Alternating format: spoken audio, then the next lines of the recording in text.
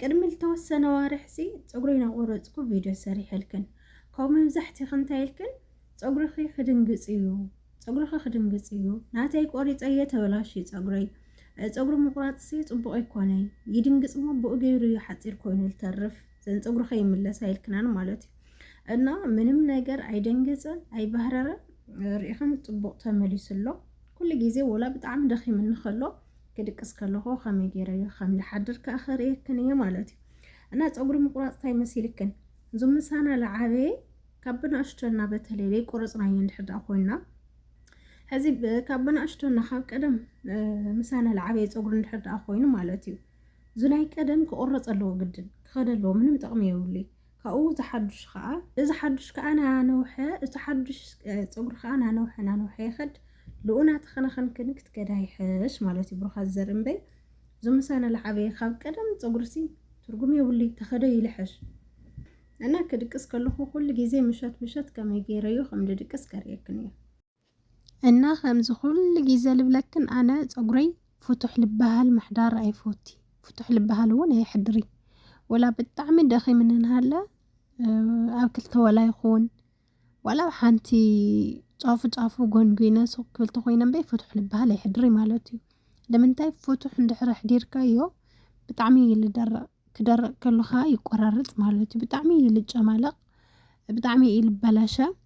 ስለዚ ፀጉርኽን ፍቱሕ ይትሕድራ ብልተኻለክን መጠንስ ጎንጉኑ ኩሉ ግዜ ይብለክን እየ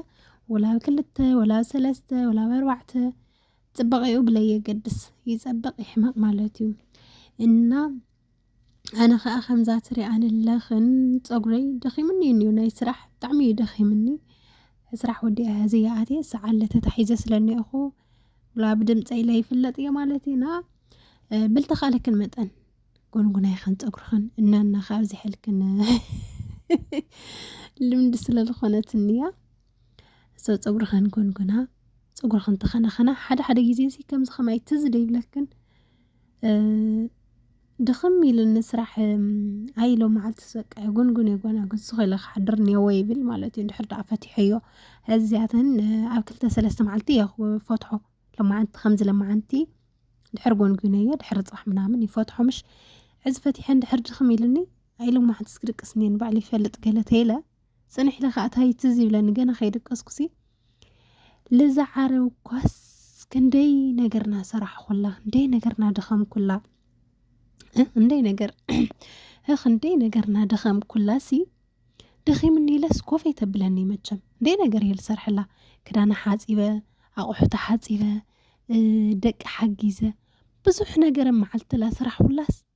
ቢያንስ 20 ደቂቃ ወይ 10 ደቂቃ ልነብሰይ ክህብል ይክእል ስለምንታይ ኢለ ካብኡ ከዓ ነብሰይ ይወቅስ ማለት እዩ ወላላ ድኸመኒ ኒሕ ኮይኑኒ ከዓ ፀጉረይ ይጉንግን ማለት እዩ እና ከምዚ ዓይነት ሓሳስኽን ይመፀክ እንደይኮን ብርግፅ ይመፀካ ሓደ ግዜ እታ ገንዘብ ተግንየላ ጥራሕ ለጊዜኣ ተሓስብ እምበይ ለነብስና ሳይንሓስባ የንሓልየላይ ማለት እዩ በቃ ድኺምኒ እኒዋ ባዕሊ ይፈልጥ ነብስና ሰይንላዓይ ዓለይ እዚ ከምዚ ልገፅና ንጥቀምዎ ብለለና ነገራት እንድሕረሊና ወላ በረድ ማይ ንገበር ተኮይንና በቃ ለልመድናየ ነገር ንገብረሉ ነገራት ላብ ገፅኻ ዝግበሩ ነገራት እኳ ብዙሕ ኣይፈቲ ኣነ ግን ከም ለኣብነት ያልብለኹ ፀጉርና እንድሕር ክንጉንጉን ኮይንና ስፖርት ንሰርሕ ተኮይንና ሲ በቃ ትንደልዮ ነገር ሰይንገብር ኣብቲ ናይተን መዳማት ግዜ ደፋእና በልና ንፀንሕ ሞ ይደኽመና ንጥቕለል ማለት ኢና ብልላት ናስ ብንሽን ሰዓታት ዋላና 20-30 ደቂቃ ሲ ለነብስናስ ግዜ ክንህብ ኣለና ባህሊት እያ ግዜ ወሃቢት ስለዝኾንኩ ይኾንኩ ብኻሊእ ነገር እኳ ልነብሰይ ግዜ ሂበ ይኾንኩ ዝደዓረብ ትስርሑ ይርዳእኒ ባዕለይ ልነብሮ ኣለኹ ህይወት ስለዝኾነ ይደኽመካ ትሰላቸሙ ጥቕልል ኢልካ ትድቅስ ሞባይል ጥራሕ ተኸታቲልካ ግን ብፀጉሪ ይኸለኒ ኣነ ኩሉ ነገር ችግር ይውሊ ኩሉ ነገር ባዕሊ ይፈልጥ ዋላ ክብል ይኽእል እየ ብፀጉረይ ግን ፍቱሕ ይፈቲ ማለት እዩ ብጣዕሚ ይልጨማለቕ ፀጉርኻ ፍቱሕ እንድሕር ኮይኑ ይሓፅር ይበላሾ ታይዳ ናይ ዘንፀዓዱ ገለ ልብላ ኣሕዋት ሓደ ኣለዋ ማለት እዩ ግን ናይ ዘንፀዓዱ ፀጉርና ናትና ፀጉሪ ምንም ለራኸብ ምክንያት የብሉ በፍፅም ኣይረኸብ ናትና ሓንሻሽ እዩ ፀጉርና ህዝናተይ ደሓን ሎምሽ ልበሃል ለስላሳ ፀጉሪ ምሽ ግን በፍፅም መስኣተን ኣይረኸብ በቃ ሓንሻሻ እዩ ናትና ፀጉሪ فتح خون كله بتعمي لبلاشو ناينا تايدا أي الفوتي كبعات جيركا لساليسكا كتقون قونانيكا قديتا قون قانو خقون قوناني هو مالتي تليل ندحر دعافح بتنا ندحر فتح الخون كوينو ندحر نستر خوينا تقرنا مزحتي جيزي فتح ندحر الخون كوينو ندحر فريز منامن نقبر كوينا جن فريز منامنات ندحر نقبر كوينا تقرنا يبلاشو بطعمي يلبلاشو يحوشا تقري كمتا تايفوتي تيرات كبرنيكا كوات كيركا على ساليسكا كوغون كونا لو قلنا يحش بقى ترديكن مو قلناني لحاشن بي فتح تقر لا قبركا تقري ينو حين دحرتو لكونكا لي مسليو مالتو خميلو خنوح فتح ندار تقرسي تقري تبلاشو تبلاس قديتا يخبلاشو تقرنا ينغاغلي خد تبلا حواتيكا هذا عدنا كل سب دارقاي لخد كل سب مالتي جن تريت لا قبركن اتخدا خلخن نقارص اي لخد بتلي زو قرطمطم بالدققتي مالتي انا قاش خلخو بعليكم ينيرو يخدن نيرو حزين እግዚአብሔር መስገን ጸጉሪ ደሓኒ አይኸደኒ ብነውሕት ኮይኑውን ቃል ወሓደ ይድሓኒ ማለት እዩ ሰው ጸጉርኸን በለላትክን ጊዜሲ ተጎንጎና ድሕር ካልእትኽን ኣለያትክን ኣብጥቓኽን ሓበሻ ኸኣንብ ጸጉርኸን ተጎናጎና ባዕልኽን ትኾይኑላ ናይ ሓበሻ እኳ ንረክብ ኮይኑላ ኣብ ዳዕርብ ኮይንና ባዕልኻ እንድሕር ኮይኑላ ولا يحمق أو كلتا تكون أو سلستا تكون مشات سي تقرخان قنقوني إخن مالتي أنا هذي صبو غير خفيلو يقلي يكونكي ولا تتعمو ما يخون ساكتية من مستياتي رئي قلي رئي تراحس فتحي يخوني ينبي زاغبات كاريك كني أخو قوات أنا كوال خوني لغباء مجمرة هاريك كني روالتي الخوني لغباء صغري الخوني تغبالي كن موزحتي لغباء مزحتي جيزي كوكوناتيا مالتي كوكونات كقدم يريكنيا